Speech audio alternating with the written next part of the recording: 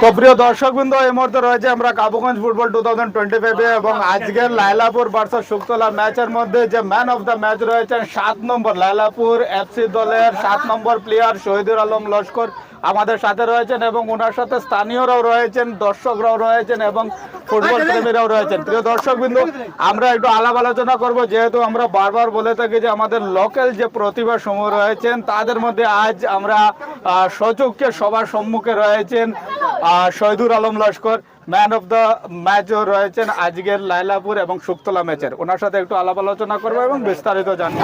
আজকে কেমন লাগছে আজকের ম্যাচ খেলাইয়া? সবার আগে ভালো লাগছে আজকের ম্যাচ। আজকে প্রথমবার না তোমার কোনো বাইরে জায়গার ম্যাচ, না অন্য কোনো জায়গা থেকে ম্যাচ খেলছো তুমি? আগে অন্য জায়গা থেকে ম্যাচ খেলছি, আগে অন্য জায়গার ম্যাচ খেলছো।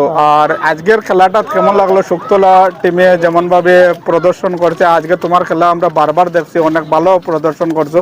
তো কেমন লাগলো আজকে খেলার নামার আগে কি ধরনের মনোভাব আসলো? আমার আগে তো জিতিবার পারলো। হ্যাঁ, জিতিবার মনোভাব আসলো। কর্তব্য করে দেখিয়ে কোনো ডর ভাব বা কোনো কিছু হয়েছে নি? না। হ্যাঁ, আর তোমার লাগান বাকি প্লেয়ারেরা সবরে কিতা কইবে? বালা খেলাইতা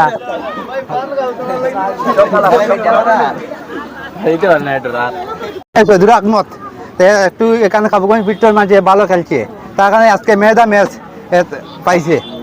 তারপরে আজকে যে প্রথম যে বিল্টন নামছে তখন একটু ভয় পাইছে, এখন খেলার মাঝে তো ভালো ভালো লাগছে, মেয়েদা ম্যাচ পাইছে।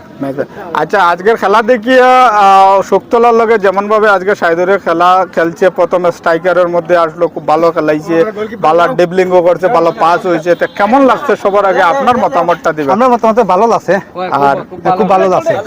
দর্শকের পক্ষ থেকে মোটামুটি ভালো লাগছে না? হ্যাঁ, ভালো লাগছে। ঠিক আছে, সবাই একবার তোরা জয়ধ্বনি দিলে সবাই মিলিয়ে